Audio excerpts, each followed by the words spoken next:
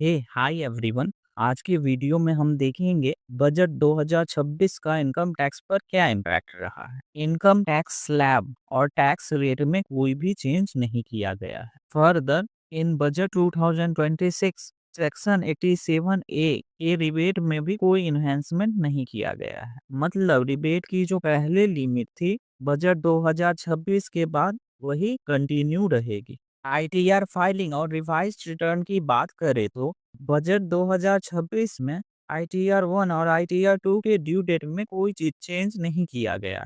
साथ ही ऑडिट और transfer pricing के केसेस में भी कोई चेंज नहीं किया गया है। लेकिन नॉन ऑडिट बिजनेस केसेस और ट्रस्ट के केस में आईटीआर 3 और आईटीआर 4 के ड्यू डेट को बढ़ा के 31 अगस्त कर दिया गया। साथ ही रिवाइज्ड इनकम टैक्स रिटर्न के ड्यू डेट को 31 दिसंबर से बढ़ा के 31 मार्च कर दिया गया। लेकिन 31 दिसंबर के बाद अगर आप रिटर्न को रिवाइज करते हो तो आपको एक नॉमिनल फी देना होगा। आगे बढ़ते हैं। एलआरएस स्कीम के अंदर ओवरसीज एजुकेशन और मेडिकल एक्सपेंस के लिए आप देश से जो बाहर पैसे भेजते हो उन पर से टीसीएस 5% से घटा के 2% कर दिया गया है। जिनको नहीं पता है उनको बता दूं, फॉरेन रिमिटेंस पे टीसीएस तब अप्लीकेबल होता है जब रिमिटेंस का अमाउंट 10 लाख से ज्यादा हो। फॉरेन रिमिटेंस की तरह एक और फॉरेन एक्सपेंस पर टीसीएस कम किया गया है। ओवरसीज टूर पैकेज पे डिपेंडिंग अपॉन अमाउंट पहले जो 5% या 20% का टीसीएस लगता था अब उसको स्टैंडर्डाइज करके 2% कर दिया गया है irrespective of the value of tour package. Alcoholic liquor, scrap minerals like coal, lignite, iron ore and tendu leaves, इन सभी पर भी टीसीएस को रेशनलाइज करके यूनिफॉर्म 2% कर दिया गया है, replacing multiple rates ranging from 1% to 5% which was applicable earlier. पहले मैन पावर सर्विसेज को लेके कंफ्यूजन थी कि ये कॉन्ट्रैक्टर पेमेंट है या प्रोफेशनल सर्विस है, तो इसको भी क्लियरली कॉन्ट्रैक्टर पेमेंट के अंदर क्लासिफाई कर दिया गया है और अब इस पे 1% या 2% के रेट से टीडीएस लगेगा। Moving further, motor accident compensation पर मिलने वाले इंटरेस्ट को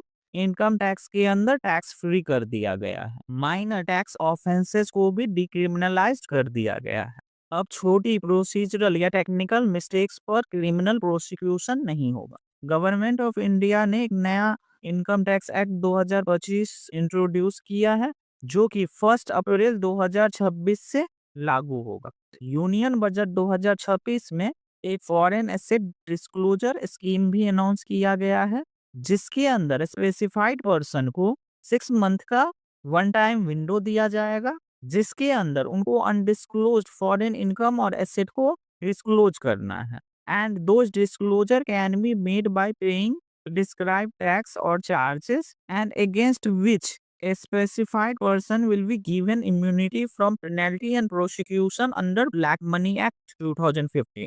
अर्लियर टीडीएस डिपॉजिट करने के लिए एनआरआई से प्रॉपर्टी परचेज करने पे बायर को अलग से पैन लेना पड़ता था, but now budget 2026 allows buyer to use their regular PAN for depositing TDS. कहने का मतलब है अब बायर को अलग से पैन लेने की जरूरत नहीं है, वो रेगुलर पैन का यूज करके ही टीडीएस जमा कर सकते हैं and this change will be applicable from 1 अक्टूबर 2026। कि share market and capital market को लेके भी बजट 2026 में कुछ चेंजेस किए गए हैं। फ्यूचर ट्रेडिंग पे लगने वाले एसटीटी को 0.02% से बढ़ा के 0.05% कर दिया गया है। ऑप्शन ट्रेडिंग पे लगने वाले एसटीटी को 0.10 से बढ़ा के 0.15 कर दिया गया है। रिवाइज्ड एसटीटी रेट जो है वो 1 अप्रैल 2026 से अप्लीकेबल होंगे। STT on equity delivery rates remain unchanged. कहने का मतलब है इक्विटी के डिलीवरी रेट पे लगने वाले एसटीटी में कोई चेंज नहीं किया गया है, बस फ्यूचर ट्रेडिंग और ऑप्शन ट्रेडिंग पे लगने वाले एसटीटी में चेंज किया गया है। अब आते हैं लास्ट पॉइंट पे।